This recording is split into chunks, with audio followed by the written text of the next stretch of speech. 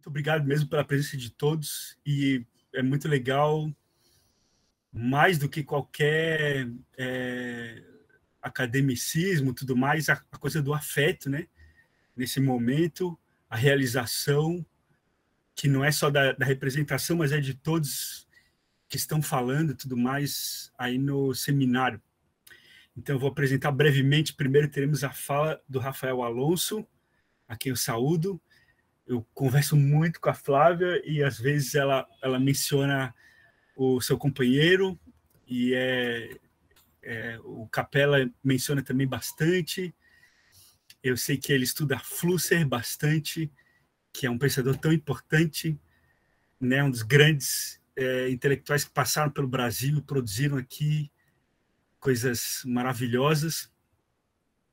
E ele vai abrir a mesa com a sua fala sobre Paul Preciado, Povos, né? E, enfim, essa mesa está muito, muito bonita, muito recheada aí de gente. Bom, eu conheço o trabalho da galera, né? Então, o Rafa vai abrir. Depois vem o André Barcelos, querido amigo, batalhando, procurando em Nietzsche coisas novas. Os dois pensadores, talvez, que eu mais admire, tenho grande afinidade com os dois. Nietzsche, arte e ciência como vontade de não saber. Interrogação, arte e ciência como vontade de não saber? Né? O André, que vem do cinema e é doutorando aqui do nosso departamento, orientado pelo... Só tem capeletes aqui, eu estou apresentando o Rafa, o André e a Carol, né? Marmelada. Mas grande colega André. E fechamos com a Carol, falando sobre a natureza, com o tema, com o título, A Natureza Escreve. Grande colega também, muito querida por mim, está começando mestrado, está na representação também, assim como o André, e estuda muitas coisas, estuda performances, estuda, grande leitora de, por exemplo, Santa Teresa, como a gente se conheceu no Grupo Oco, e, enfim, acho que vai ser uma mesa muito legal.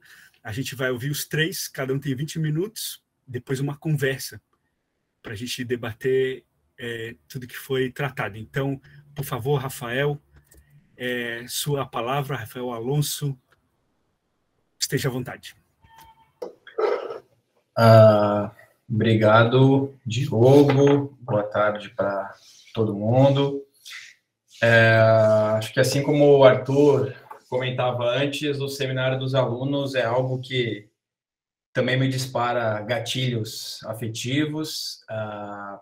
Eu não fui tão pioneiro como o Arthur, porque temos uma diferença de idade aí não tão significativa, mas, enfim, fui representante discente também por alguns anos e organizei o seminário por 2 vezes, e era sempre muito, muito legal. Então, bom estar aqui, bom ver que vocês seguem trabalhando, mesmo com as condições, dentro das condições possíveis, né? Mas muito legal. Esse título, na verdade, do Preciado é algo que tinha aparecido meio metafisicamente. Na verdade, o título da minha fala é outro.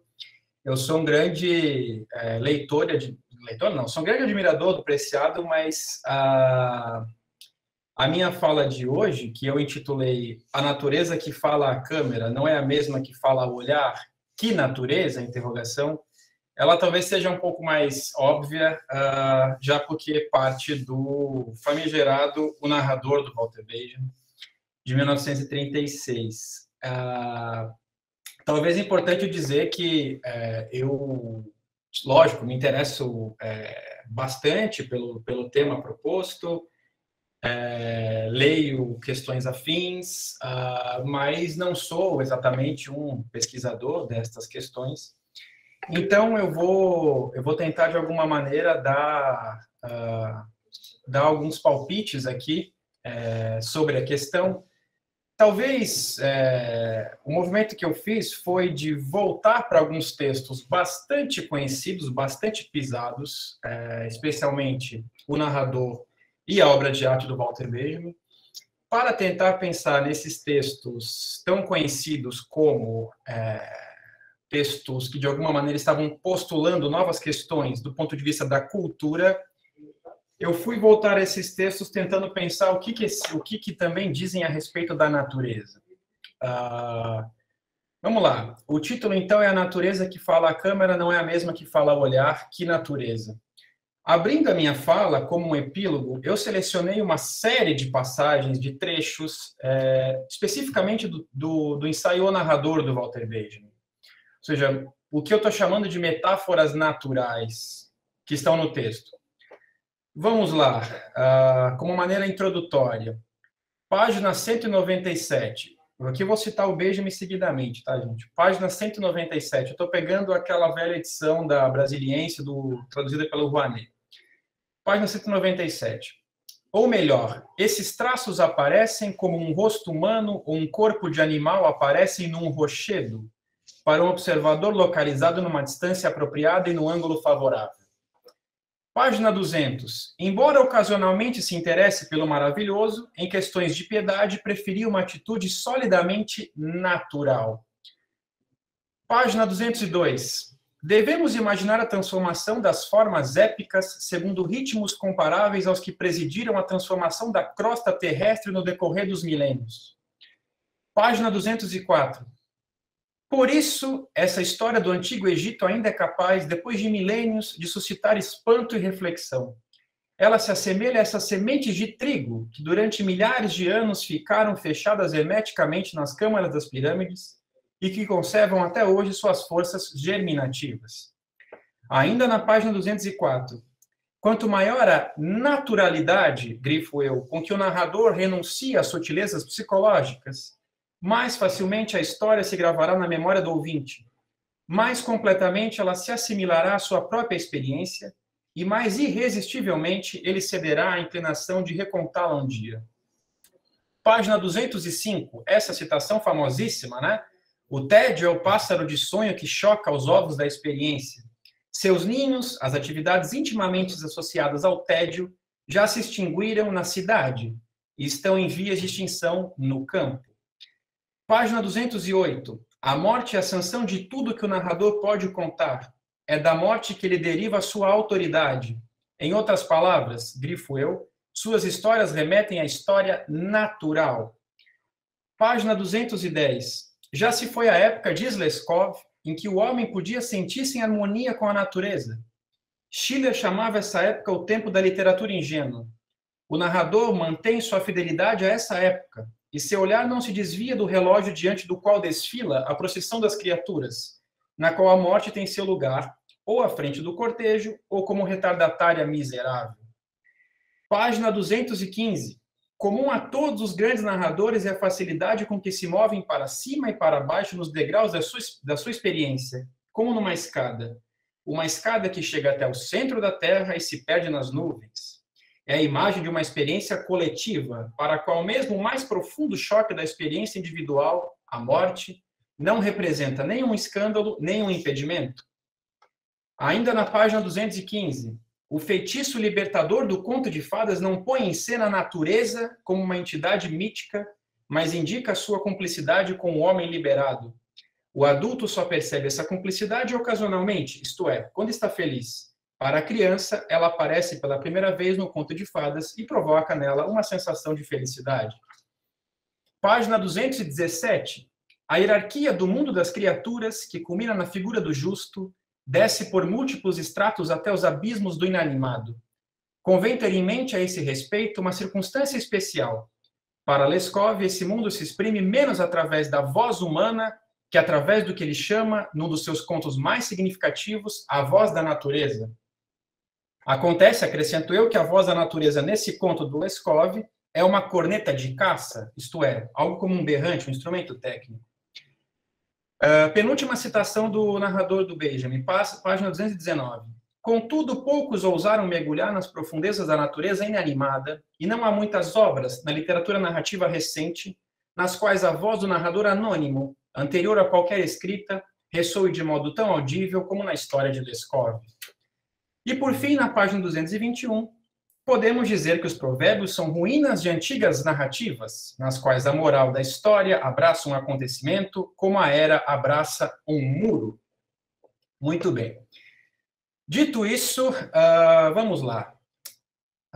Há, como se vê em O Narrador, uma gama enorme de metáforas naturais, ou de imagens da natureza, que permitem a Walter Benjamin constelar a figura do narrador autêntico, prefigurado em Nikolai Leskov. Este narrador, tipificado pela reunião do comerciante marítimo e do camponês sedentário, ou, segundo a tradição do artesanato, este narrador, parte mestre, parte discípulo, estava na primeira metade do século XX e, juntamente com a experiência, em vias de extinção. Como se sabe em Benjamin, quando cai a experiência, decai a narração, já que só interessa ao pensador judeu a experiência que pode ser compartilhada e que alimenta, assim, uma memória coletiva. A natureza, portanto, em um primeiro momento, surge em um narrador como compondo figuras de linguagem, metáforas, que auxiliam Benjamin a situar espaço-temporalmente o seu narrador, a traçar as suas linhas gerais, a construir um modelo. Mas a natureza ressurge também para delinear o método, o como da narração. A narração é uma forma artesanal de comunicação, é o que nos diz Benjamin. O narrador é este que sabe por ouvir dizer, que imprime a história que escuta na substância viva de seu pensamento, que fala não apenas com a voz, mas com os gestos do corpo, e que sempre tem diante de si o seu interlocutor. O narrador benjaminiano não é inteligente, é sábio. Este narrador que não está imune, se não está imune, ainda não foi completamente contaminado pela segregação imposta pelo romance e pela exigência factual da informação jornalística, e que pode ser capaz de fazer da memória a mais épica de todas as faculdades, leva uma vida natural. Estrutura sua vida na tradição que chega pela oralidade, extrai o seu sustento em formas de trabalho ainda não totalmente impregnadas pelo sistema de produção capitalista e mantém uma relação de intimidade com a morte. O narrador não joga a morte para debaixo do tapete, como faz o burguês, mas a assume como pressuposto natural da vida e confere, com seu peso ritualístico de passagem, a autoridade necessária ao conteúdo da narração e ao narrador enquanto narrador da história com H e da história com E. É a morte, caso se queira, que dá ao narrador de Benjamin o seu caráter ancestral, que marca com o corte da finitude uma experiência, uma vida vivida, que agora deve ser contada às gerações vindouras e que sobrevive narrativamente para além da existência física e objetiva de quem as viveu. O narrador de Benjamin, aliás, não narra apenas aquilo que vive, mas aquilo que escuta. Não dá conselhos, mas continua as histórias dos outros. Faz das histórias dos outros a sua própria história. Narrar é já uma experiência. O narrador de Benjamin, então, parece demandar formas naturais de vida. Não necessariamente uma vida próxima ou em meio à natureza, embora um dos méritos de Leskov para Benjamin foi o de ter, trabalhando para uma empresa inglesa, viajado pelo interior agrário da Rússia e frequentado pequenos camponeses.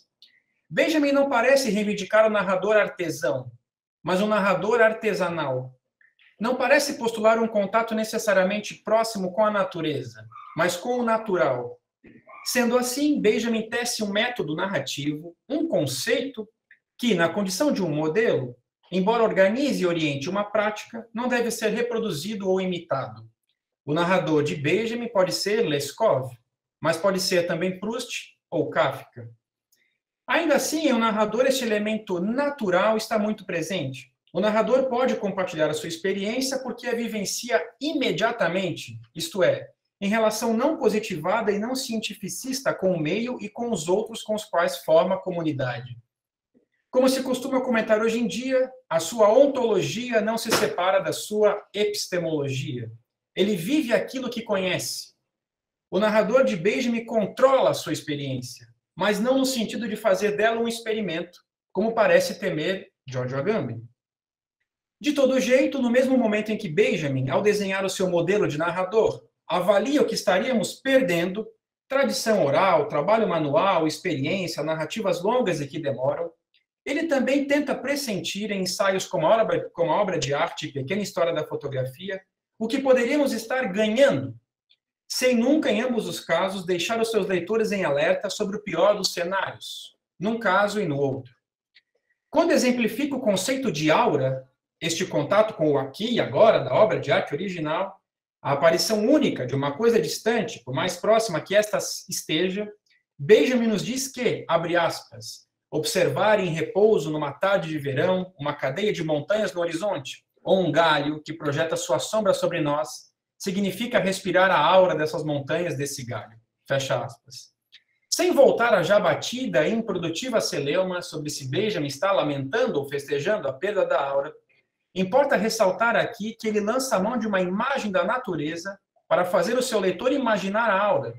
E sendo assim, menos do que supor que passaríamos a manter relações menos verdadeiras ou auráticas com as obras de arte, Benjamin sugere que estas relações passariam a ser mediadas tecnicamente e não imediatas naturalmente, como assinala em o narrador. A natureza que fala à câmera não é a mesma que fala ao olhar.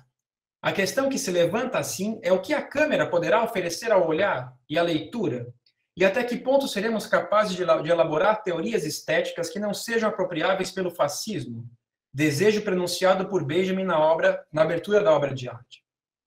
Benjamin se anima com a produção fotográfica de seu tempo, apesar de dizer que o auge da fotografia ocorreu no primeiro decênio de sua invenção, que antecede a sua industrialização. As plantas de Karl Blossfeld, as ruas de uma Paris deserta de Eugênia G, os retratos de alemães de August Sander, entre outros. Nas imagens desses fotógrafos, o olhar abre-se para a visão de algo que já estava no mundo, mas que só se tornou acessível através da reprodução técnica. A fotografia nos permitiria entrar em contato com um inconsciente óptico, assim como para Benjamin, a psicanálise nos colocaria diante do inconsciente pulsional. Mas o caso não é o de supor que a técnica, graças aos seus recursos tecnológicos, nos asseguraria visualizar um mundo que, a olhos nus, nos estaria vedado. A técnica para Benjamin não é a virtuose, ou como assinala em Pequena História, não lhe interessa a fotografia capaz de realizar milhares de montagens a partir de uma lata de conserva, mas incapaz de compreender um único dos contextos humanos em que ela aparece. A técnica não nos abriria a chance de ver melhor aquilo que está no mundo, mas a de imaginar, através da reprodução, aquilo que está no mundo, mas aquilo que não está no mundo, mas pode estar na imagem. A reprodução, ao retirar a obra de arte do contexto de sua tradição, ou ao extrair o mundo do mundo, o natural da natureza, poderia favorecer não a criação de outros mundos fantasiosos, mas a recriação do comum, como sugere Jacques Rancière. O físico François Arago, em 3 de julho de 1839, defende a invenção de Daguerre na Câmara dos Deputados com as seguintes palavras, abre aspas, né? Aqui o Walter Benjamin cita o Arago, o discurso dele em 1839. Cito, quando os inventores de um novo instrumento aplicam a observação da natureza, o que eles esperam da descoberta é sempre uma pequena fração das descobertas sucessivas em cuja origem está o instrumento. Fecha aspas. Ao que Benjamin complementa, cito, em grandes linhas, o discurso abrange o domínio das novas técnicas, da astrofísica à filologia. Ao lado da ideia de fotografar as estrelas, aparece a ideia de fotografar um corpus de hieróglifos egípcios. Fecha aspas. Assim, a câmera não permite ao seu manipulador uma visualização mais atenta da natureza, mas um rompimento com o natural. A perda da aura em Benjamin parece ser a perda desse elemento natural, que se por um lado nos priva da tradição, por outro pode deslocar a arte do espaço teológico para o campo da política. Cito Benjamin em Pequena História, abre aspas, a técnica mais exata pode dar às suas criações um valor mágico que um quadro nunca terá para nós, fecha aspas. Mas essa magia, como afirma Wilhelm Flusser, é magia de segunda ordem, ou magia pós-histórica, já que posterior ao que chama de cultura alfabética. Em a obra de arte, Benjamin fala em segunda natureza, mesma expressão utilizada por seus amigos Adorno e Krakauer, em ensaios contemporâneos. Cito Benjamin, abre aspas, mas essa técnica emancipada se confronta com a sociedade moderna sob a forma de uma segunda natureza, não menos elementar que a sociedade primitiva, como provam as guerras e as crises econômicas. Diante dessa segunda natureza, que o homem inventou, mas há muito não controla, somos obrigados a aprender, como outrora diante da primeira, Mais uma vez, a arte põe-se a serviço desse aprendizado. Fecha aspas. Nenhum evento adequa-se melhor às possibilidades de captação do aparelho e aos impulsos sensoriais que jorram da tela do que a guerra. A preocupação de Benjamin, portanto, é com a naturalização ou estetização da guerra e da política, por extensão, com a mitologização técnica daquilo que já é técnico. Ocorre que, ao menos em Benjamin, evitar essa naturalização não passava pelo rechaço à técnica, ou como sugere Susan Buck-Morss, o que Benjamin propunha era a retomada do aparato sensorial do corpo através da técnica. Quem sabe um narrador tecnicamente natural, não tão distante da síntese proposta por Oswald de Andrade. De toda forma, o problema não é postular a técnica como segunda natureza, mas fazer dela algo natural. Não haveria, assim, um mundo concretamente autêntico, que deveria ser procurado fora de toda a mediação. O natural é o modelo, não é a meta. A segunda natureza não garante o retorno a uma natureza genuína, mas permite a crítica dos nossos próprios modelos. A própria aura, segundo lemos em Pequena História, não parece desaparecer de todo. A diferença é que o aqui e agora da observação da montanha, ou da obra de arte original, dá lugar, cito, à centelha do acaso com a qual a realidade chamuscou a imagem, de procurar o lugar imperceptível em que o futuro se aninha ainda hoje em minutos únicos, há muitos instintos, e com tanta eloquência que podemos descobri-lo olhando para trás. Fecha aspas.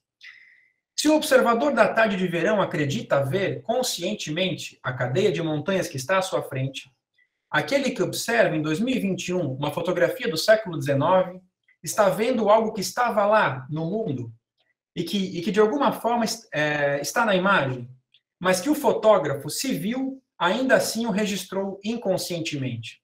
Nas palavras de Roland Barthes, o fotógrafo produz o studium, mas provoca no espectador o punctum. A imagem técnica, atravessada pelo inconsciente, funciona como mediadora, mas ela não media necessariamente o sujeito e o mundo, mas as formas como os sujeitos imaginam mundos. É o que Flusser cunhava como tecno-imaginação. A tecno-imaginação é perigosa, sem dúvida, pois, diferentemente, talvez, das teorias de Benjamin, é apropriável pelo fascismo. Ela mitologiza. A mesma época que gerou Chaplin, gerou o camundongo Mickey. Segundo Benjamin, as tensões que a tecnização engendrou nas massas assumem, em estágios críticos, um caráter psicótico. Caráter psicótico que talvez não esteja tão distante do caráter psicotrópico, cuja função propedêutica Benjamin elogiou no trabalho dos surrealistas. A diferença parece ser de nível, não de essência. Se assim for, o retorno da segunda para a primeira natureza pode não ser suficiente. Era isso. Muito obrigado, Rafa. Muito obrigado. Palmas para você, palmas surdas aqui. Cumprimento o Rafa e agora passo a palavra para o André Barcelos. Com sua fala, quero saber se esse é o título ainda. Bom, como vontade de não saber? Não, eu mudei o título, mas antes quero saudar cada um, cada uma nessa tarde de primavera. Não sei se há um erro etimológico, mas estava agora pensando na primavera, a primeira verdade, né? Depois vem o verão, a grande verdade. Mas é engraçado pensar a primeira verdade como esse momento a primeira verdade é erótica, né? É o momento em que a vida está se recriando, regenerando. Bom, mas isso é outra coisa. Eu mudei o título do meu texto, como vocês estão vendo aí. Achei que esse agora está menos pomposo, acho que está mais a calhar. Chama Por Acaso Nietzsche, um jogo com a seriedade. Vou começar. Se por acaso algo impelisse alguém a de repente abrir algum livro de Nietzsche, digamos que o aforismo 25 de Além do Bem e do Mal, aí leria coisas que provavelmente lhe soariam estranhas. a começar pelo sentido geral de exortação aos filósofos, para que estes evitem o martírio, o sacrifício pela verdade, tendo em vista não apenas os prejuízos ao pensamento e ao bom humor que lhes podem advir de sua defesa contra adversários hostis, mas também que não pode ter importância o fato de vocês, os filósofos, terem razão, que nenhum filósofo até hoje teve razão, e que poderia haver uma veracidade mais louvável no pequeno ponto de interrogação que colocarem depois de suas palavras de ordem e doutrinas favoritas, e ocasionalmente de si mesmos, do que em todos os solenes gestos e trunfos diante de promotores e tribunais. E, por fim, Nietzsche observa que o sacrifício do filósofo pela verdade faz aflorar o ator e agitador que nele se esconde, mas ator degenerado em histrião do palco e da tribuna, ator de uma comédia satírica, de uma farsa final, a contínua demonstração de que a longa, a verdadeira tragédia chegou ao fim, pressupondo que toda filosofia tenha sido, na sua gênese, uma longa tragédia. Assombrado, o leitor casual poderia indagar: como um filósofo que recomenda não sacrificar-se pela verdade, e como filosofia originando-se enquanto tragédia e degenerando-se em comédia satírica, o filósofo histriônico martirizando-se em cena como alvo de riso mordaz? Então, se ao seu alcance estivesse também um volume de Sobre Verdade e Mentira, talvez tal título o convidasse a abri-lo, procurando entender por que, para Nietzsche, a verdade não merece sacrifício. De fato, neste texto abissal, o filósofo critica a verdade a ponto de mostrar a ausência de substância em si mesma da qual ela adviria. O texto começa imaginando um universo fulgurante no qual, em um remoto recanto, vemos os astuciosos animais que inventaram o conhecimento e que tomam seu intelecto de maneira tão patética como se os eixos do mundo girassem nele. Para Nietzsche, no entanto, tal intelecto, na medida em que é humano, não possui qualquer finalidade para além da vida desse mesmo animal, e assim como houve eternidades em que ele não estava presente, quando ele tiver passado mais uma vez, nada terá ocorrido.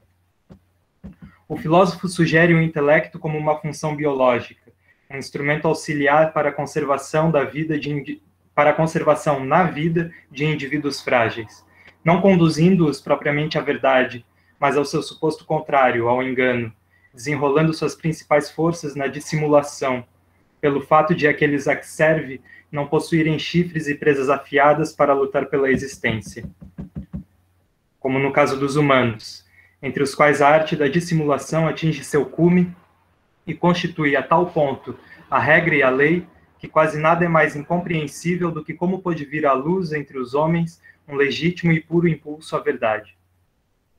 Mas Nietzsche propõe que o primeiro passo rumo a tal misterioso impulso haveria sido dado quando esses animais, que por necessidade e tédio querem viver socialmente e em rebanho, buscaram para tanto um acordo de paz entre si, o qual envolveria a fixação daquilo que doravante deve ser verdade.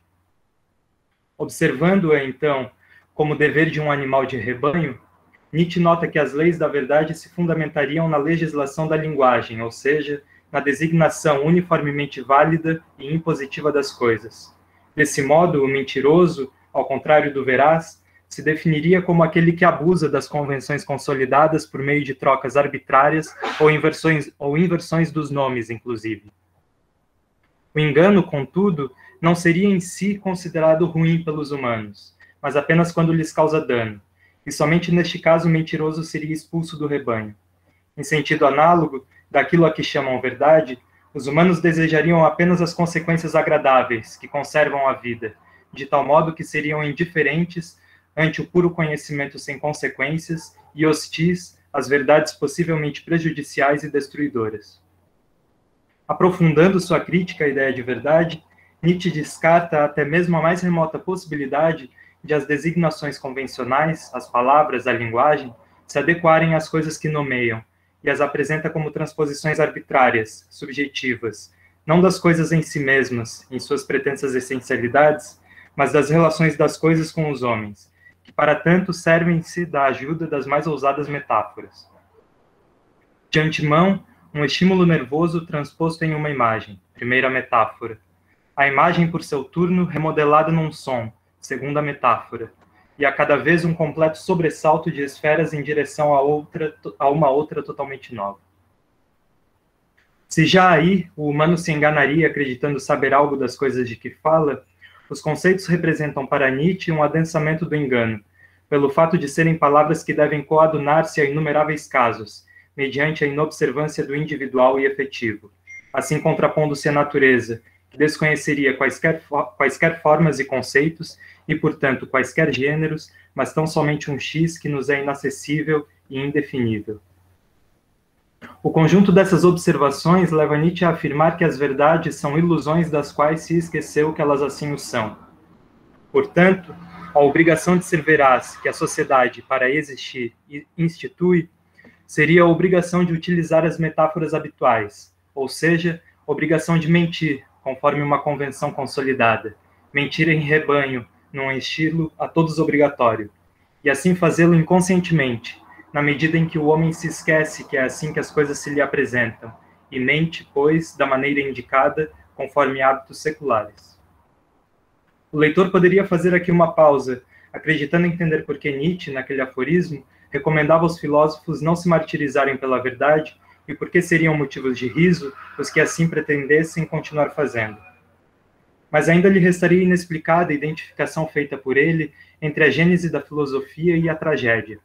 E essa falta talvez resultasse em que, caso estivesse sobre a mesa, o nascimento da tragédia atraísse a sua atenção e o fizesse abri-lo, por sorte, na tentativa de autocrítica, na qual, entre as considerações do filósofo em torno ao seu livro escrito anos antes, poderia notar justamente que, assim como no aforismo de Além do Bem e do Mal, outra vez a arte trágica é pensada juntamente ao problema da verdade.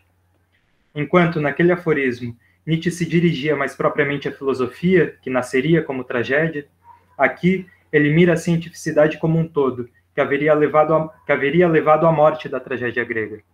E chega mesmo a dizer que, pensando em torno a essa arte, o que ele então havia apreendido era o problema da ciência mesma, a ciência entendida pela primeira vez como problemática, como questionável. A respeito dessa relação entre ciência e tragédia, o leitor poderia também notar que o filósofo pretende mobilizá-la mediante uma perspectiva, digamos, biológica, assim resumindo Nietzsche a tarefa de seu livro, ver a ciência com a óptica do artista, mas a arte com a da vida. Ou seja, assim como, em Sobre Verdade e Mentira, ele meditava sobre a necessidade vital da verdade para o humano, aqui ele se pergunta acerca da necessidade vital da tragédia entre os gregos, e depois da ciência em geral. Para que a tragédia, essas obras de arte do pessimismo, precisamente entre os gregos, a mais bem-sucedida, a mais bela, a mais invejada espécie de gente até agora, a que mais seduziu para o viver? Haveria então um pessimismo da fortitude, uma necessária propensão intelectual para o duro, o horrendo, o mal, o problemático da existência, para desse modo, ante o terrível, não fugir, mas pôr à prova a sua força? Por outro lado, Nietzsche interroga se aquilo de que a tragédia morreu, o socratismo da moral, a dialética, a suficiência e a serena jovialidade do homem teórico, não poderia ser, ao contrário da tragédia, precisamente um signo de declínio, do cansaço, da doença, de instintos que se dissolvem anárquicos, e analogamente pergunta ainda: o que significa em geral, como sintoma da vida, toda a ciência? Para que, pior, de onde toda a ciência? Como é a cientificidade talvez apenas um temor e uma escapatória ante o pessimismo? Uma sutil e legítima defesa contra a verdade? Tal antagonismo poderia lhe lembrar que, em Sobre Verdade e Mentira, Nietzsche observava que há verdades contra as quais o animal humano se coloca, aquelas perigosas e potencialmente destruidoras. E nesse momento o leitor poderia tentar uma dedução. Quer dizer então que para Nietzsche a tragédia, enquanto arte do pessimismo, apresenta uma verdade perigosa contra a qual a cientificidade se coloca? Mas como, na tragédia pensada por ele, essa verdade pessimista se apresenta? Se ocorresse de essas novas questões o animarem a continuar a leitura, poderia inicialmente reconhecer a óptica da vida pela qual o filósofo, no prefácio, indicava ter visto a arte e pela qual, de fato, agora começa abordando a tragédia grega. pois esta haveria nascido do emparelhamento de dois impulsos artísticos contraditórios e rompidos da própria natureza. O apolíneo, vinculado ao sonho e à sua bela aparência, seria o impulso da arte do figurador plástico. O dionisíaco, vinculado à embriaguez, o impulso da arte não figurada da música. A Apolo, deus dos poderes configuradores, deveria, portanto, caber aquela limitação mensurada, aquela liberdade em face das emoções mais selvagens, aquela sapiente tranquilidade do Deus plasmador, de modo que, em relação a ele, poderia valer aquilo que Schopenhauer observou a respeito do homem colhido no véu de Maia, confiante no princípio de individuação, assim como um barqueiro que, em meio ao mar enfurecido e ilimitado, confia em seu frágil bote. Ao contrário, o impulso dionisíaco pela embriaguez atuaria como uma onda que tragasse o barqueiro, rasgando o véu de Maia, rompendo tal princípio de individuação expresso nas figurações apolíneas, levando o subjetivo a esvanecer-se em completo autoesquecimento e a sentir-se fundido com o seu próximo no misterioso uno primordial. Ruptura do indivíduo, a qual se ligaria tanto terror quanto delicioso êxtase. Nietzsche narra o processo pelo qual a medida apolínea, com cuja beleza os gregos, por necessidade, haveriam reiteradamente se defendido de uma sabedoria popular pessimista e a invertido, transfigurando o horror da existência e seduzindo para a vida, gradativamente foi atravessada pela desmedida dionisíaca. Dessa luta nascendo o poeta trágico como confluência daqueles dois impulsos contraditórios, passível de, em uma imagem similiforme de sonho, reconhecer a sua unidade com o fundo mais íntimo do mundo. Caso saltasse para as últimas páginas do livro, o leitor saberia que na tragédia grega pensada por Nietzsche, essa imagem similiforme de sonho, à medida do traço apolíneo, deveria a cada instante salvar o espectador de uma unificação imediata com a música dionisíaca, a excitação musical descarregando-se em um mundo intermediário visual aí intercalado. A essa constante descarga dionisíaca em novas figurações apolíneas, Nietzsche vincula a dissonância musical, e com o prazer que esta pode gerar, tenta explicar o prazer ante o mito trágico.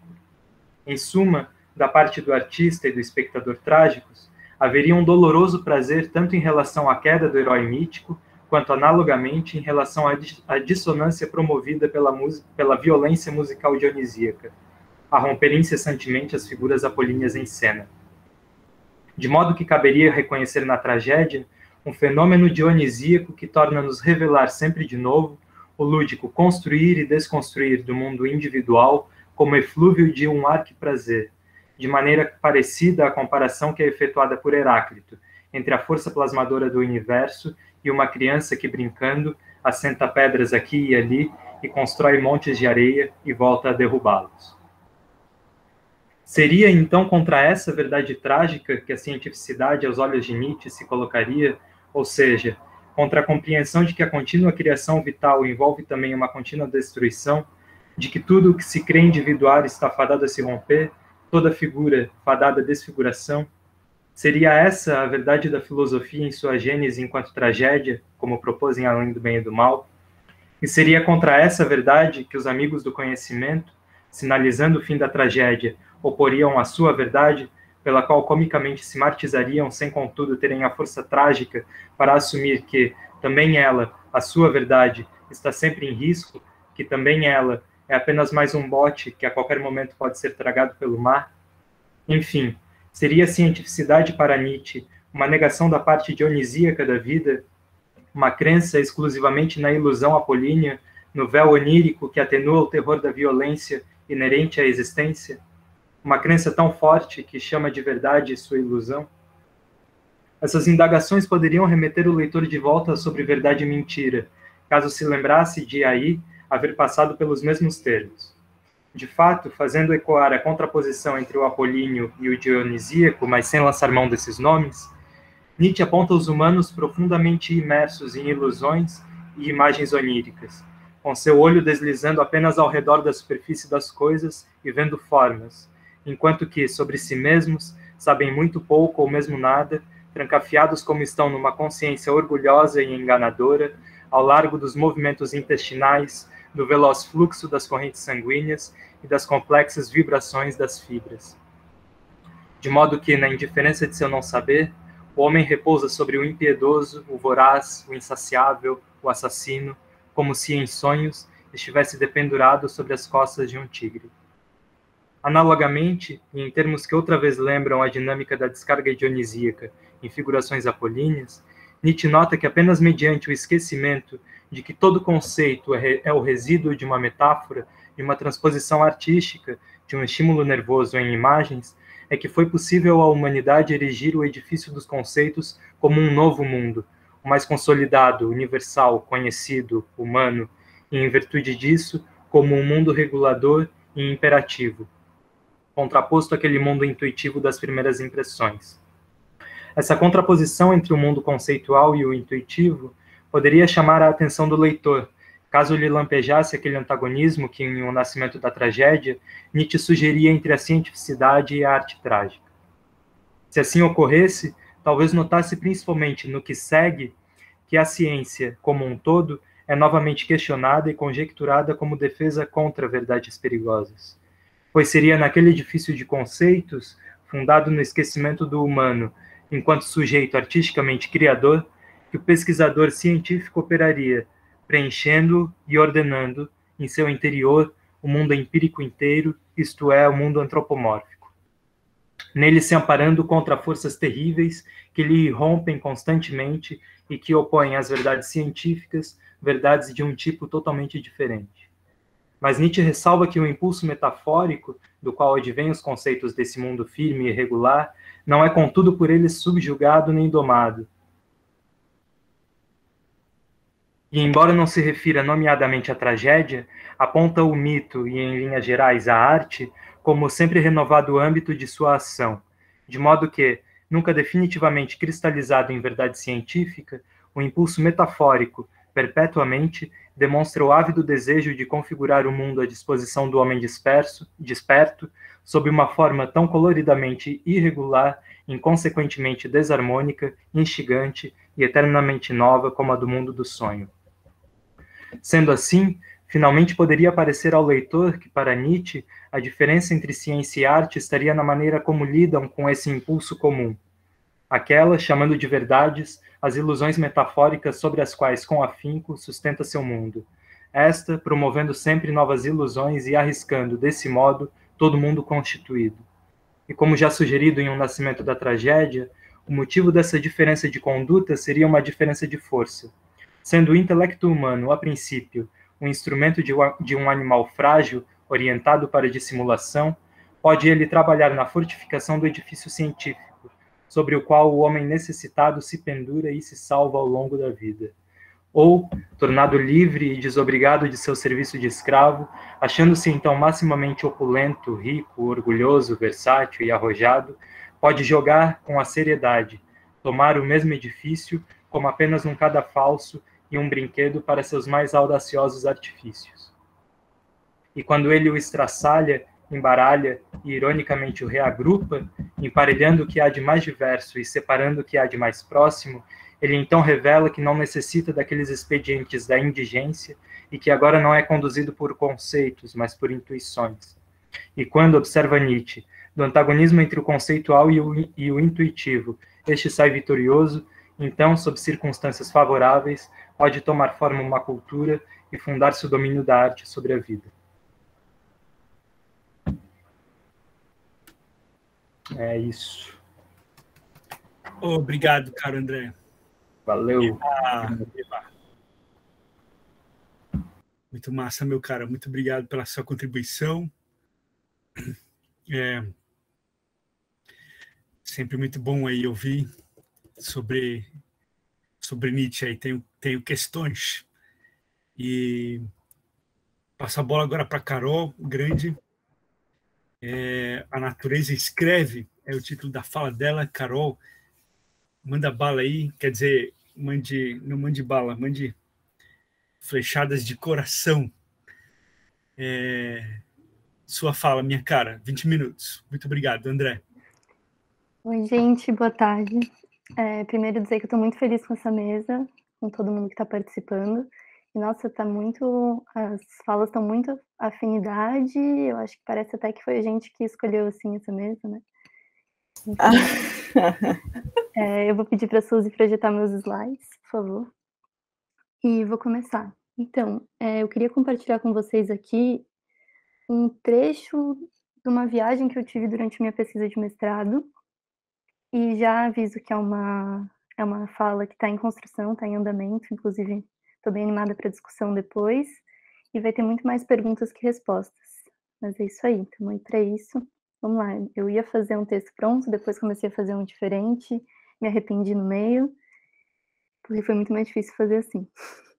Mas vamos lá, eu vou seguir o texto. Aí quando eu precisar, eu peço para a Suzy passar.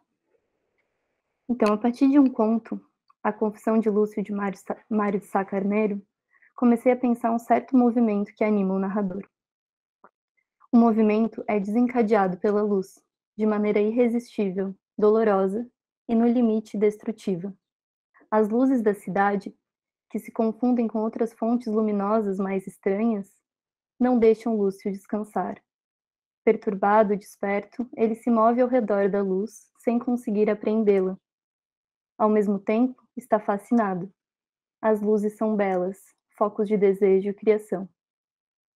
O narrador nos faz desconfiar a todo tempo da sua capacidade de descrever em palavras uma certa experiência luminosa e devastadora que o acometeu. Contudo, a narrativa é no passado. Sabemos de antemão que a catástrofe deixou um quase sobrevivente, um morto-vivo, que agora insensível, relata em palavras algo da ordem da sensibilidade. A primeira imagem que eu escolhi para pensar isso foi a de um homem-mariposa, um pequeno ser escuro, em movimento, fascinado pela luz a ponto de se queimar. Segundo o caminho que ensinou Saer e com ele Alexandre Nodari, comecei a esboçar uma certa antropologia especulativa ou imaginária, descrever homens como se não o fossem, ou com Saer saltar em direção ao inverificável, ou ainda descrever minuciosamente o que não existe. Comecei, como de costume, por transformar um narrador em objeto de pesquisa, passando por transformar o objeto em bicho, para poder assim olhá-lo mais de perto. E aqui eu vou citar o Nodari, pode passar, Suzy. O saber antropológico brota dessa dimensão intersticial em que a perspectiva se transfere de um meio, subjetivo, a outro objetivo. E nesse sentido, talvez toda antropologia seja especulativa, isto é, imaginária, mas não menos real por isso, pois depende do ser situar-se como se fosse outro, o sujeito como se fosse objeto, o possível como se fosse atual, o inexistente como se fosse existente. Como vou mostrar adiante, a dimensão intersticial é fundamental para pensar as questões que eu vou colocar em jogo aqui, mas por enquanto vou falar um pouco de uma mariposa. Uma mariposa capturada pela linguagem, mas ainda em pleno voo. A palavra mariposa, em nossa língua, é apócope de um imperativo ou um chamado. Maria, pousa. Logo, se torna verbo. Mariposear é andar sem rumo, esvoaçar ou ainda movimentar-se constantemente sem se fixar. Assim, o professor Capella usa o termo, referindo-se à poética de Garcia Lorca, no artigo do ano passado, uma poética contemporânea de Sá Carneiro. Capella diz: o eu em construção continua a mariposear em volta de si. A mariposa é sensível à luz. Ao percebê-la, concentrada num ponto que contrasta com a sombra da noite, parece irresistivelmente atraída. Com seu voo característico, oscilante, rodopia em torno da fonte de luz, onde o estímulo é mais forte. Leva o corpo à fonte de atração repetidas vezes. E no caso das lâmpadas que emitem calor, para além da luz, a atração da mariposa se transforma em armadilha. Ainda não se sabe com certeza a razão que leva as mariposas a reagirem dessa forma à luz elétrica. Cientistas levantaram a hipótese de que a mariposa se vale de um dispositivo de navegação transversal orientado pelo ângulo em relação à luz, que só funciona caso a fonte luminosa esteja tão distante quanto a Lua. Uma fonte próxima faz com que a angulação varie bruscamente, gerando um voo espiralado que termina por se chocar contra a fonte. Na mariposa, pelo menos aquelas que costumamos ver de perto, a relação do movimento com a morte é estreita. É o que mostra Virginia Woolf na narrativa Morte da Mariposa. Virginia entrelaça no texto o movimento vital característico de uma mariposa e o modo pelo qual é lido, inscrito ou escrito por nós seres humanos. O mariposear vai de uma janela ao cérebro humano no mesmo impulso. Aí eu vou citar a Virginia. Pode passar?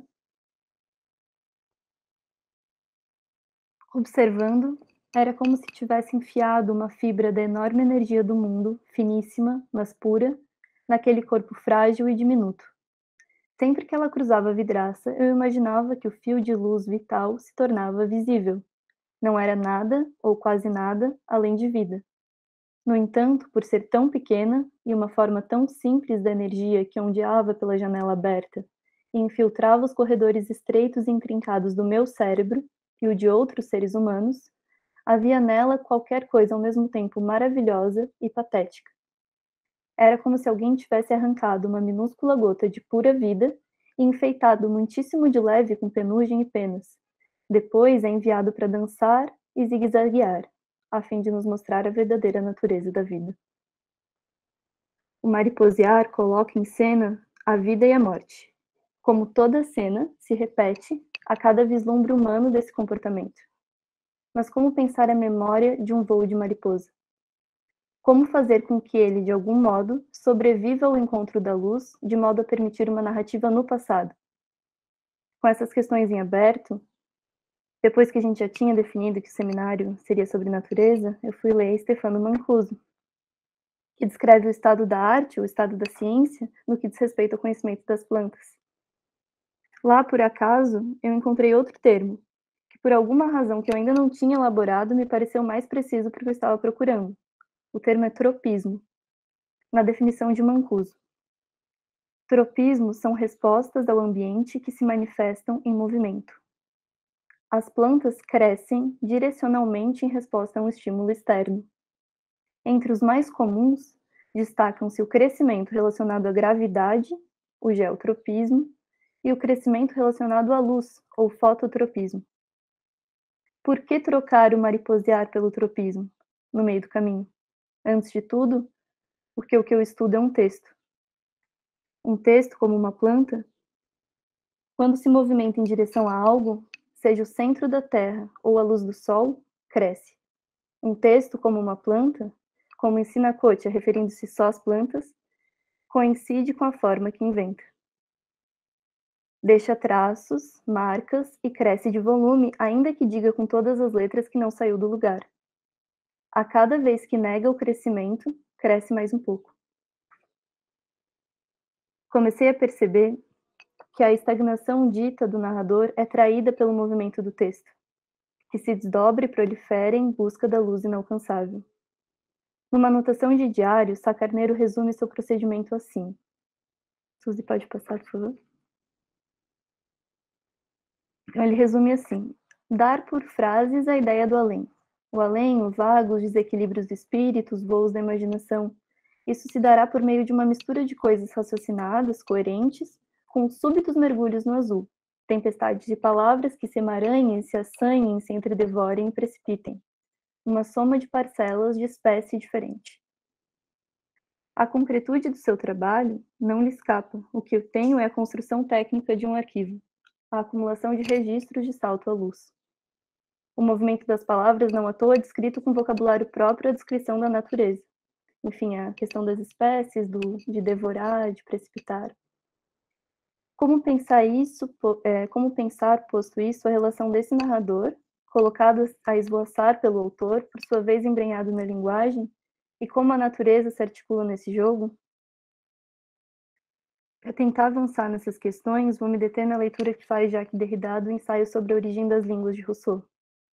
Essa leitura está na Gramatologia, onde Derrida compõe uma grande constelação para desconstruir o que ele chamou de logocentrismo na filosofia ocidental.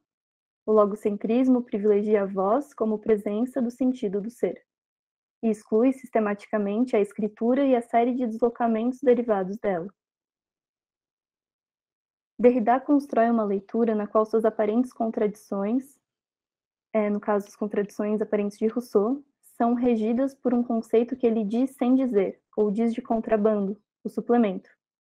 O suplemento desarticula a oposição entre presença e ausência, ao inserir desde o início na presença o princípio de sua degradação. Agora eu cito Derrida. O que acrescenta-se à natureza desloca, por substituição, a força da natureza. Nesse sentido, o suplemento não é nada, ele não tem nenhuma energia própria, nenhum movimento espontâneo. É um organismo parasitário, uma imaginação ou uma representação que determina e orienta a força do desejo. Jamais poderá ser explicado a partir da natureza e da força natural que algo como a diferença possa, sem força própria, forçar a força. Segundo a lógica do suplemento, podemos então situar a natureza em Rousseau, né, na leitura de Derrida. Mais uma citação. Se desejamos além de nosso poder de satisfação, a origem desse excesso e dessa diferença nomeia-se imaginação. Isso permite-nos determinar uma função do conceito de natureza. É o equilíbrio entre reserva e desejo. Equilíbrio impossível, pois o desejo só pode despertar e sair de sua reserva pela imaginação, que também rompe o equilíbrio. Este impossível, outro nome da natureza, permanece, pois, um limite. A natureza é, ao mesmo tempo, ponto absoluto de partida e de chegada, como se a natureza estivesse, e é aqui que mora o escândalo, desde sempre contaminada com uma falta ou com um excesso. Deste intervalo, dessa dimensão intersticial entre natureza e natureza, é que brota a razão, ao mesmo tempo na natureza e como suplemento da natureza. O suplemento, na medida em que insere na presença uma diferença, desencadeia uma série limitada de substituições. Observando, para a série que prolifera a partir da imaginação, chegamos à morte. Enfim, olhando para essa série que prolifera a partir da imaginação, chegamos à morte. O que está em jogo não é tanto a morte, como acontecimento, como fim, mas a sua antecipação em vida, ou seja, a morte como imagem ou imaginação, ou a morte imaginada. Derrida lê em Rousseau um modelo antropológico, um modo humano discursivo de inserir a natureza no esquema conceitual. Virginia, ao narrar o contato com a mariposa, percebeu o mesmo, que a imaginação humana, como sintetiza a autora, vê a morte na mariposa viva, e a vê procurar a luz e com ela sua destruição, ou o impossível equilíbrio entre reserva e desejo. A natureza está sendo vista assim da perspectiva de quem falha em alcançá-la, de fora da falta de um voo que diz não deixar rastro e memória. Por outro lado, olhando por trás da cena, para as condições de possibilidade desses voos em direção à luz, ou melhor, atentando à concretude do meu material de trabalho, percebo que antes de tudo há memória, repetição do passado pela matéria. O traço ou a diferença suportada pela matéria, desencadeadora das séries em Derrida, é a condição de possibilidade de um registro. Como diz Maurício Ferraris, leitor de Derrida, o registro está na natureza e a produz. Agora, mais uma citação do Ferraris. Alguma coisa acontece, é uma tradução provisória, gente. Alguma coisa acontece, uma tempestade de verão, um incêndio na floresta, um meteorito que cai sobre a lua, e a matéria a retém sob forma de umidade, cinzas ou crateras, desencadeando o processo cujo fim último, através de outras formas de registro, é não só o mundo social, mas também o próprio universo mental. Com efeito, o pensamento nunca teve lugar sem suporte de um corpo, que não se reduz ao cérebro, mas é feito de pele, sentidos, mãos, pés, canetas e cadernos. O narrador esvoaça em torno de uma certa natureza que encerra a capacidade de dissolução de um ser separado, insuficiente, isolado, indivíduo. Entretanto, registra esses voos, os repete ou os produz na linguagem. Assim, adiciona um elemento a esse esboço de especulação. A aranha que no escuro tece a teia no qual o homem-mariposa se enreda, ao mesmo tempo em que sonha voar livremente em direção à luz. Percorre um anteparo invisível e a cada vez deixa marcas. A linguagem aranha que captura a mariposa, entretanto, é também um elemento, mais um animal para o esquema. também com Ferraris, emerge do mundo. Como diz Deleuze quando compara o ato de escrever ao tecer da aranha, acontece que a aranha só é sensível ao que toca na sua teia, crê unicamente na teia. Enquanto a presa não é apanhada por ela, não crê de nenhuma forma na sua existência, não crê em mariposas. Pelo contrário, acredita em qualquer movimento da teia, por minúsculo que seja, e acredita nele como se fosse uma presa, ainda que seja outra coisa. Então a minha tarefa passa a ser ler o relato às avessas. Lúcio e Luz, como cifrado no seu nome, são inventados às escuras pela linguagem, inscritos numa perseguição mútua. Por trás, ou na superfície, pensando bem, a natureza escreve. E agora eu não sei como a gente está de tempo, mas eu ia ler um poeminha engraçado do Sacarneiro, que eu acho que, como esses poemas pequenos acabam cifrando tudo em 3 linhas, mas acho que dá tempo, né? Não sei como... Com certeza, Carol, leia. Dá tempo? Tá. Então o poema diz assim: se eu apagasse as lanternas, para que ninguém me visse, e a minha vida fugisse, com o rabinho entre as pernas. É isso. Obrigada, gente. Viva! Muito obrigado, Carol. Puxa, acho que a mesa mais densa do seminário foi essa. Todo mundo lendo e coisas bem eruditas, difíceis e muito válidas, com certeza. Né? Eu quero abrir a conversa aí, por favor, galera que está presente. Perguntas. Quem quiser levantar a mão, quem quiser se intrometer. O Arthur, claro. Por favor, Arthur, primeirão, manda bala. Flechas. Chatão, né? Toda hora. Não, parabéns para as falas. Muito boa a mesa mesmo. Eu fiquei pensando, escutando o Rafa primeiro mesmo, como aparece forte nesse Benjamin do narrador a marca do romantismo do Benjamin, né? Do romantismo alemão. E algo que não está só em Benjamin, vai aparecer também no Simmel, no próprio Nietzsche, em Weber, né? Essa ideia na verdade, uma espécie de urgência de reencantamento do mundo, né? Mas, lógico que tem a singularidade do Benjamin, que justamente, ainda que apareça essa marca do romantismo alemão, ela não aparece como uma pura nostalgia, né? Quer dizer, a proposta não é, de fato, voltar a um tempo perdido, recuperar um tempo perdido e isso, né? Um pouco o que eu estou querendo dizer é como aquela ideia do Michel Levy, né? Que parece uma leitura muito boa do Benjamin. Benjamin propõe uma espécie de desvio pelo romantismo como forma de pensar a modernidade. E então, nesse sentido, seria uma forma de desvio pelo romantismo para fazer uma crítica, quer dizer, o romantismo, o mundo pré-capitalista, como uma forma de crítica ao mundo burguês, capitalista e assim por diante. Mas eu fico pensando na importância, enfim, do período e dos movimentos românticos, inclusive aqui no nosso espaço, justamente o vitalismo que eles emprestaram ou enxergaram à natureza. Lógico que muitas vezes, como no romantismo brasileiro, muitas vezes por viés de uma idealização, né, um tanto ideológica da natureza, aqui naturalização ideológica do indígena e tudo mais. Mas eu fico pensando assim, o quanto talvez seja importante retomar o arquivo do romantismo, para fazer justamente nesse movimento, fazer o desvio pelo romantismo para uma crítica, aí no caso, à nossa contemporaneidade, né? E, enfim, algo que eu pensei, não tem uma questão propriamente assim formulada, mas queria dizer isso, foi algo que eu fiquei pensando aqui agora. Isso para o Rafa, eu já vou aproveitar o que eu pensei, muito bonito o seu texto, Carol, gostei bastante. O do André também, gostei bastante. Texto denso mesmo.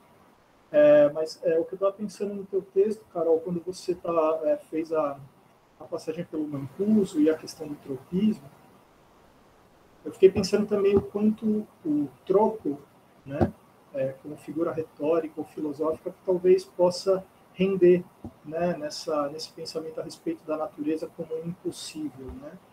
Porque o tropo, e no caso um tropismo, no caso do seu uso filosófico ou retórico, é como o uso figurado ou deslocado da linguagem. Mas assim, o termo no grego, o tropo, ele tem um sentido que é basicamente de modo, maneira, né? Quer dizer, de certa forma aponta para um método também. Eu acho que podemos fazer esse deslocamento. E nesse apontar para um modo, para uma maneira, esse tropismo pensado dessa forma parece que nos pede uma performance. Nos pede uma performance. E eu estou falando isso também pensando um pouco no final da conversa da outra mesa, que eu achei muito boa também, mas assim, estávamos pensando alguma coisa a respeito do limite da metáfora a respeito da natureza, né? Eu mesmo assim estava propondo, né? Me parece que talvez seja uma coisa importante, pelo menos a ser considerada, que para além desse uso da representação ou meramente metafórico, né, da natureza como uma espécie de reserva temática dos nossos problemas antropológicos, que talvez fosse mais interessante, pode ser mais potente, agenciarmos a natureza como um princípio operatório para nossas vidas comunitárias, quer dizer, fazer como ela faz, a sua performance. E, enfim, alguma coisa que eu também foi isso que eu fiquei pensando também enquanto eu discutava. Mas parabéns para todo mundo. Enfim, é isso. Depois qualquer coisa eu retorno. Obrigado pelo espaço.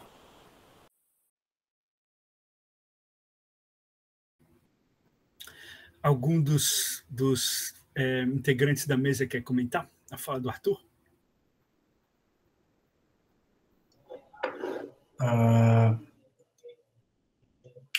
Fiquei pensando algumas coisas.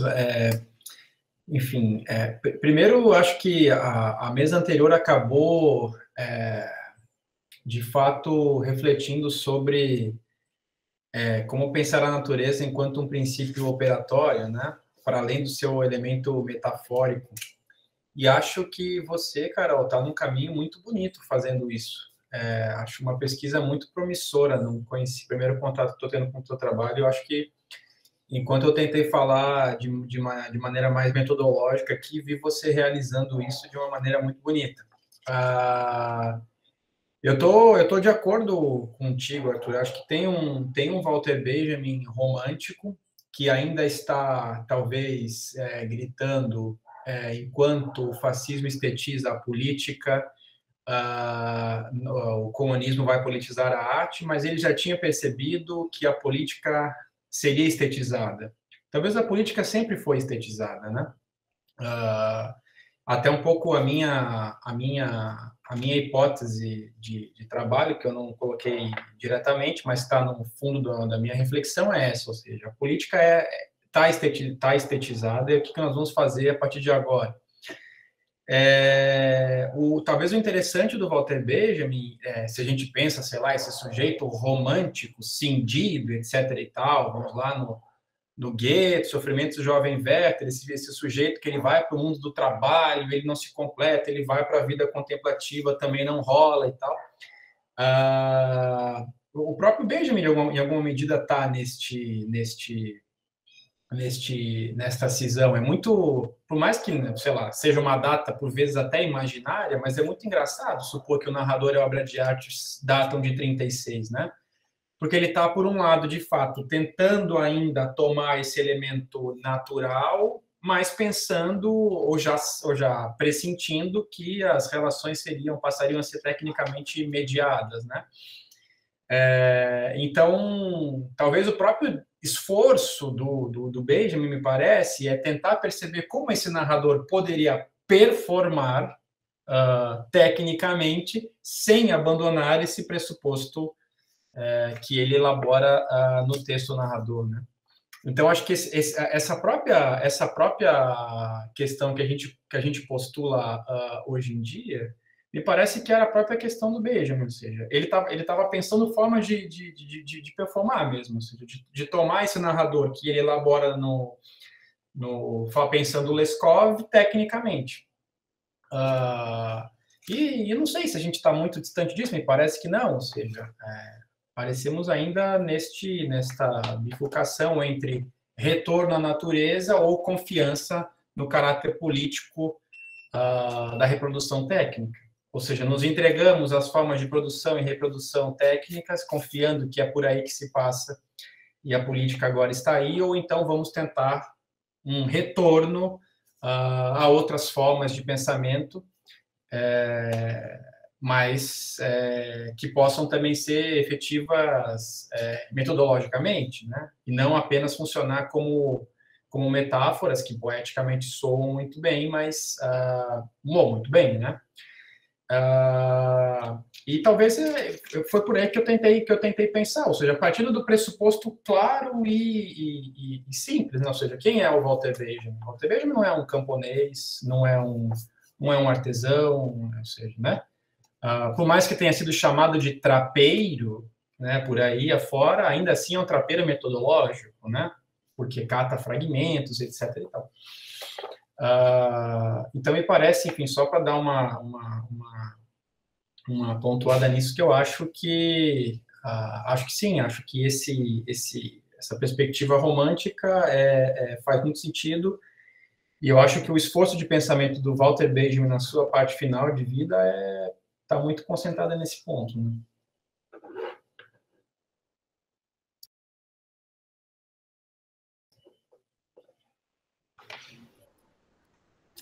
Passo para a Suzy, que levantou a mão. Obrigado, Rafa. Bom, primeiro agradecer e elogiar, parabéns pelas falas. Eu me sinto um pouco saindo mais inteligente, um cadinho daqui, porque vocês trouxeram bastante referências filosóficas das quais eu não estou tão acostumada, excetuando talvez Benjamin. E a minha fala vai ser mais por um comentário da apresentação tão linda da Carol. E eu sou uma catadora de citações, então às vezes eu leio um texto e cato a citação que eu gosto e coloco numa folha de Word sem pensar muito, assim. E durante sua apresentação eu lembrei de um texto belíssimo do Emmanuel Kotia, que, segundo a minha anotação aqui, está na revista Sopro. O nome é Teoria da Metamorfose, que ele, vou colar aqui a citação que eu peguei do texto, está lá na revista Sopro, que ele pensa a metamorfose da borboleta justamente como uma morte de algo, né, para surgir outro, para ver outro desdobramento. E achei que combinaria muito bem com a sua fala ali, apesar da borboleta se diferenciar da mariposa pelo seu hábito diurno e não noturno, mas também é uma forma de pensar essa aproximação da luz com a morte. E é só isso.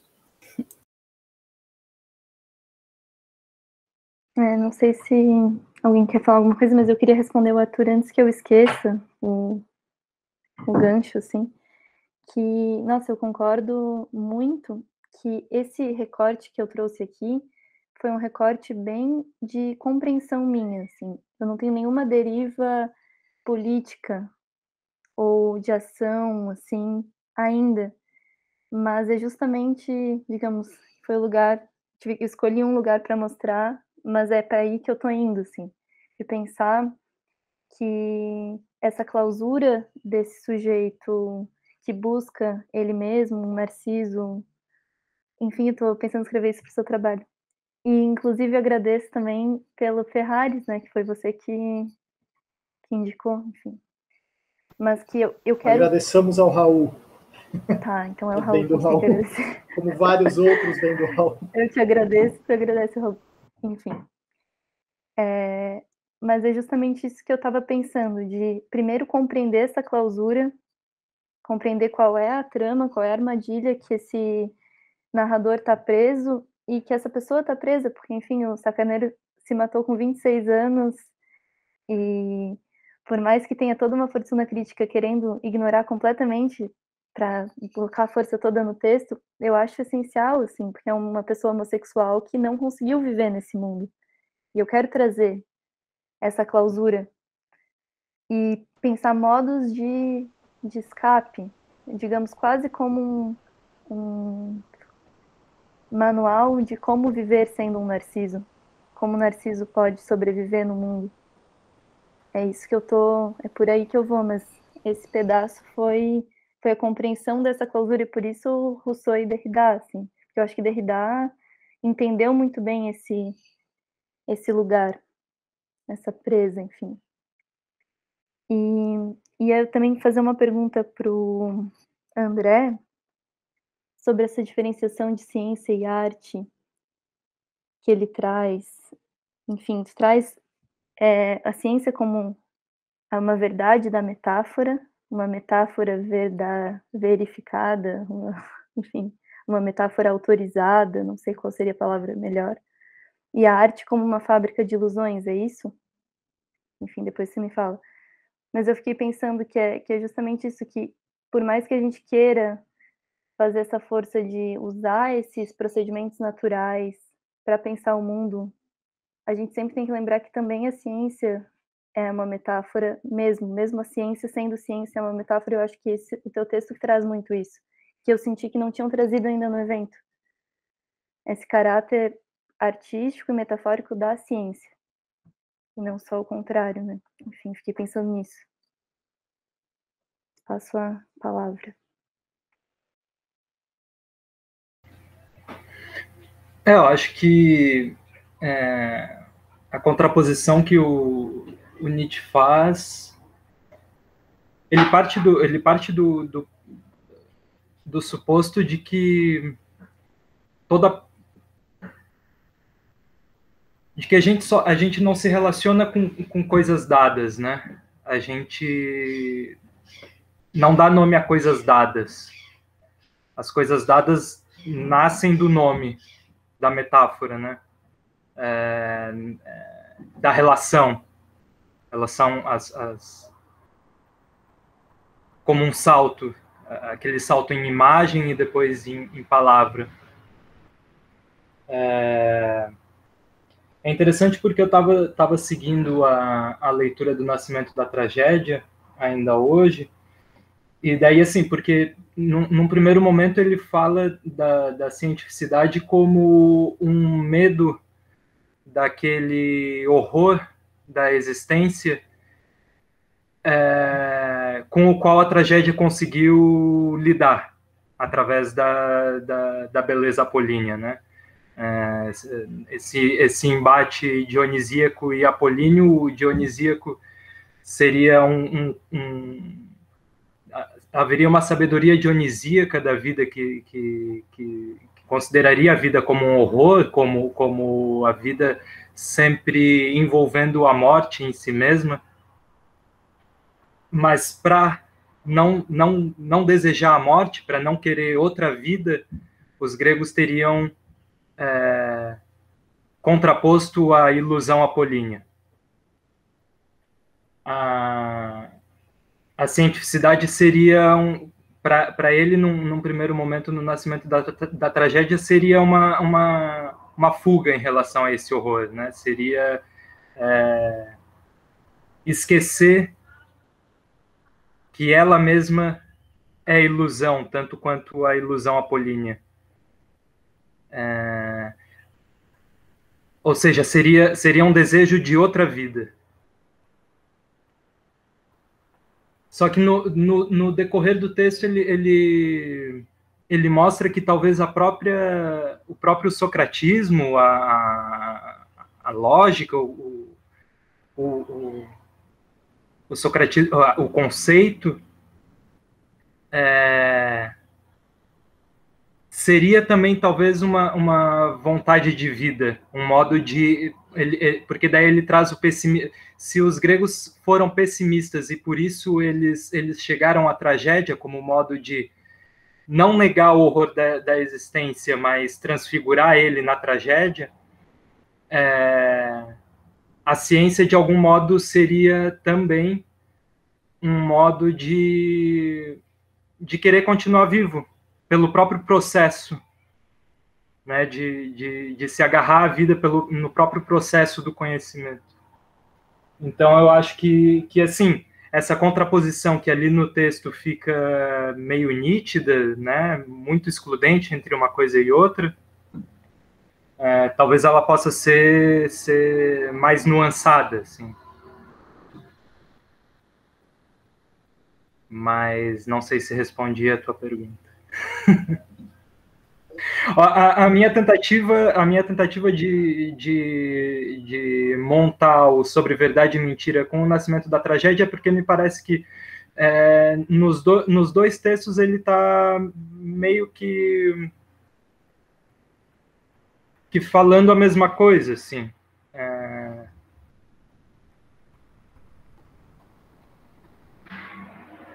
Se no Nascimento da Tragédia ele pensa o impulso apolíneo da ilusão, da figuração como um modo de querer continuar vivo ante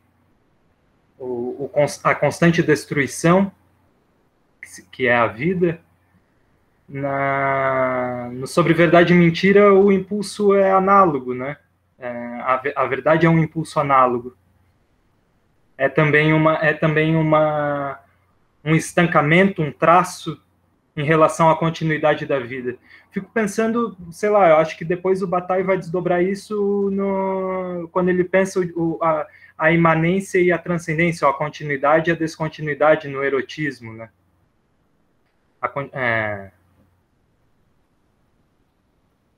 Um pouco me parece que o traço apolíneo é a descontinuidade que o Bataille está pensando. E a continuidade que o Bataille pensa é a força dionisíaca da vida, né? Por onde os corpos eles não estão fechados em si mesmos, mas são atravessados uns pelos outros, né? Por tudo que os rodeia. Mas, enfim, estou derivando aqui. Mais questões, minha gente, por favor? Participações? Eu tenho um poema para ler, mas eu queria que mais pessoas falassem.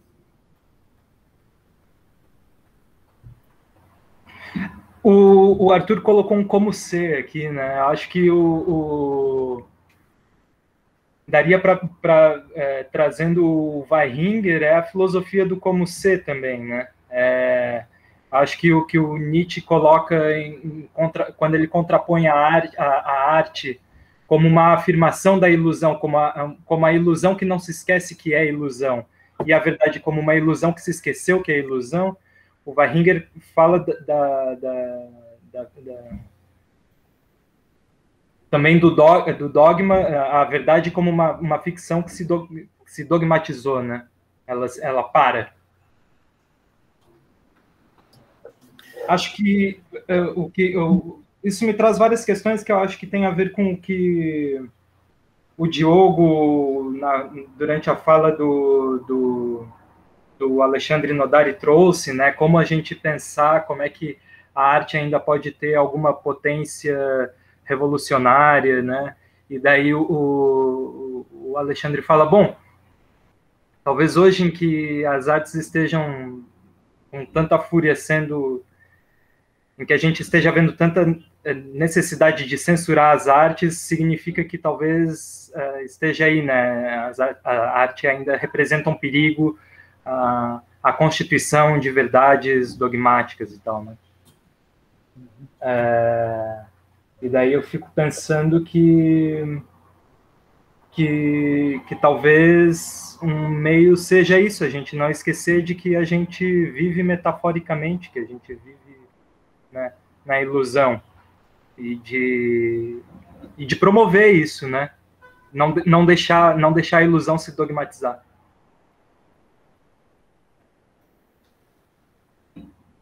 Não sei se o Rafa ia comentar algo.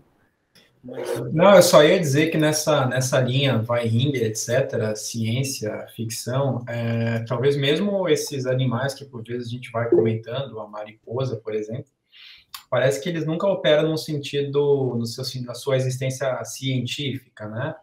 Ou quando a sua existência científica ela aparece com uma espécie de pressuposto para a ficção, né? Talvez um cara que pensou muito bem essas questões foi o Roger Caillois, né? Quando falando sobre o louva-a-Deus, depois sobre o polvo, etc., e que ele vai dizer que a lógica que ele está interessado é na lógica do imaginário, né? Quando ele fala sobre o polvo, ele vai dizer, por exemplo, que esse imaginário que foi construído do polvo enquanto um ser monstruoso, que vive no fundo do oceano, etc., essa construção ela se deu através da literatura e não propriamente de tratados científicos, né? Enfim, a Carol deve conhecer também, mas eu me lembrei agora de um textinho do Didi Huberman, se salvo engano, A Imagem Mariposa, alguma coisa assim. Não sei se tu já acessou, Carol. Eu acho que chama A Imagem Mariposa, e eu posso estar fazendo um resumo grosseiro aqui, mas é alguma coisa, a reflexão é algo como é que eu faço para olhar para a mariposa, para pensar essa mariposa, sem ter que alfinetar ela no isopor e matar essa mariposa. Eu acho que o título é A Imagem Mariposa. Depois você dá uma conferida aí. Esse eu não conhecia. Ele é bastante referência. Tem um texto Luz contra Luz dele, também um ensaio curtinho que me ajudou muito, mas Imagem Mariposa não. Imagem Queima. Não é A Imagem Queima, não. Eu acho que é a imagem... É isso aí, Rafa. É isso, Arthur? Eu acho que textualmente é isso, mas Didi Huberman Mariposa no Google vai chegar nele. Sim. Aliás, Didi Huberman, sobre o que ele não escreveu, talvez seria a pergunta. Né? Agora saiu um sobre Clarice, não é isso? Parece. Enfim, não quero também... agora a Caterine levanta a mão. Então vai, Caterine. Oi! Vou falar só rapidinho, porque como eu tenho lido bastante Virginia Woolf, reparei que ela usa muito a imagem de animais e de plantas, e existe muitas pesquisas sobre a perspectiva ecocrítica, o ecocriticism e tal, na Virginia Woolf, mas aí se fala assim que... Bom, eu meio que descartei esse lado, porque estou pesquisando isso para minha tese, já que eu falo da Catherine Mansfield, que era da mesma época e tal. Só que a Virginia Woolf era uma aristocrata, né? Então ela fala que ela tinha servos que estavam lá fazendo jantar e pendurando a roupa dela no varal, enquanto ela estava lá olhando as mariposas e pensando no ciclo da vida. Né? E a Mansfield era o contrário, tipo, muitas vezes ela passou fome, ela morreu bem doente, e tal, e aí eu descartei, assim, a Woolf, mas, pô, tem muita coisa legal, na verdade, no trabalho dela. E quando você traz essa imagem da mariposa aí, eu lembrei que ela classifica os amigos dela sempre com imagens animalescas, assim. Por exemplo, da Mansfield, ela falou que parece uma civeta. Civeta é um mamífero aparentado com mangusto e com gambá, que tem uma glândula de odor e que faz xixi em si mesmo. Tudo isso ela disse para quê? Para dizer que ela não gostava da Mansfield, né? Que ela fedia. E aí, assim, você começa a ler os diários dela e ver que ela falava isso todo mundo tinha uma característica animal negativa. Ele é como uma raposa, não dá para confiar. O outro é tipo um gato do mato. Está lá, mas nunca está lá. Está lá observando, mas nunca está lá realmente. Várias coisas assim. Então, sei lá, só uma deriva que talvez possa ser legal para ti. E tem esses estudos ecocríticos que não sei até que ponto chegam no teu tema, mas sempre é inspirador, né? Adorei ouvir o Rafael Flávia Alonso Escós. Mimetismo, Caterine, mimetismo.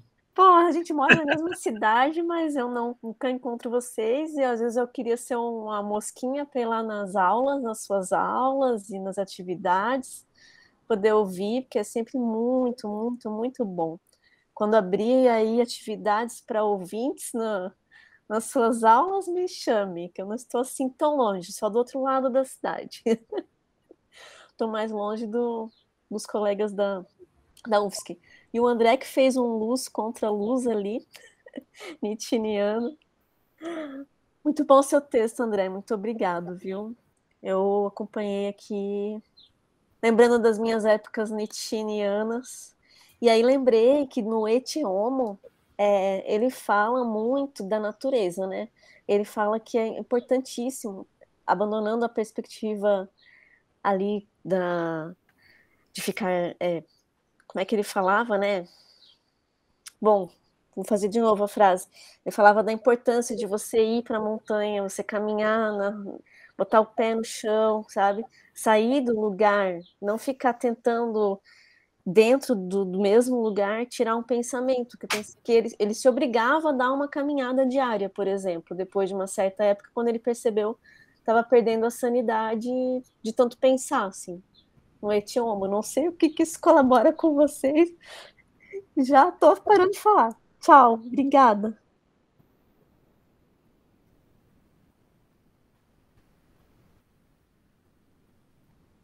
Obrigada, Caterine. Eu anotei as suas referências, bem legal. Vou procurar. E eu queria jogar uma pergunta, então, para o Rafael. Não é uma pergunta, não sei, é só uma coisa que eu fiquei pensando quando você começa pensando as metáforas naturais em Benjamin, né? Vai passar um avião aqui, né? Só avisando. Eu fiquei pensando no Kotia dizendo que do lugar da natureza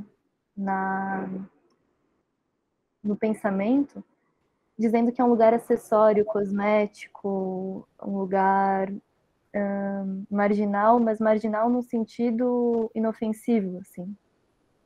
E eu fiquei pensando nisso porque Benjamin, talvez, não sei até que ponto ele recalcou realmente essa natureza nesse texto, assim, se foi um lugar só de, preciso descrever algo, vou usar tradicionalmente, como todo mundo usa, algo natural para descrever.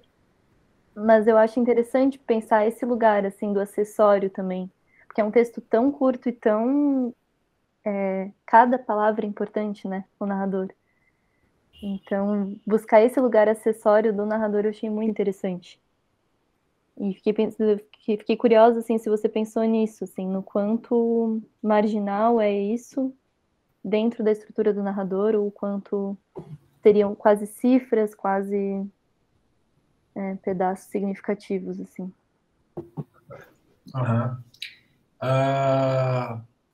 Na verdade, eu não diria que eu via como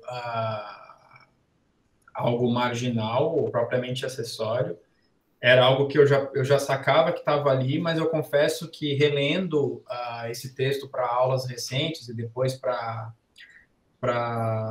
preparando também esta comunicação aqui, aí eu me surpreendi com a recorrência dessas metáforas que eu chamei aqui de metáforas naturais.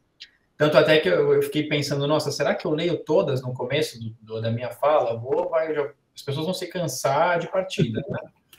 Mas eu pensei, não, eu quero repisar isso para que fique marcado como isso está do começo ao final do texto colocado pelo Walter Benjamin. E aí a comparação com a obra de arte é interessante porque, bom, depois ele vai se obrigar, como a gente estava conversando antes, ele vai se obrigar a tentar mostrar como ele pode operacionalizar essas metáforas, para que elas de fato não fiquem acessórias. Algumas delas, muitas, eu acho que são, sim. Às vezes a gente fica meio receoso de criticar o Walter Benjamin, etc., mas tem várias frases no narrador que são maravilhosas, mas que, bom, tudo bem, isso aqui é muito bonito, mas como é que a gente pode pensar isso, né? Então, eu acho até que acho que como estava dizendo o Arthur, o Walter Benjamin também, enquanto esse pensador alemão, um pouco derivado do romantismo, etc., ele tem essa perspectiva, talvez, metafísica, ao mesmo tempo que era um pensador judeu marxista, também fincado na materialidade, né? Então, como é que faz para conciliar essas duas coisas? Então, acho que essa leitura comparada que eu tentei fazer, narrador e obra de arte, permitem, ou pelo menos foi a minha ideia, tentar imaginar como essas metáforas podem ser transpostas num sentido, ainda que teórico, mais operacional, né? Acho que é isso. Manda bala, Diogo.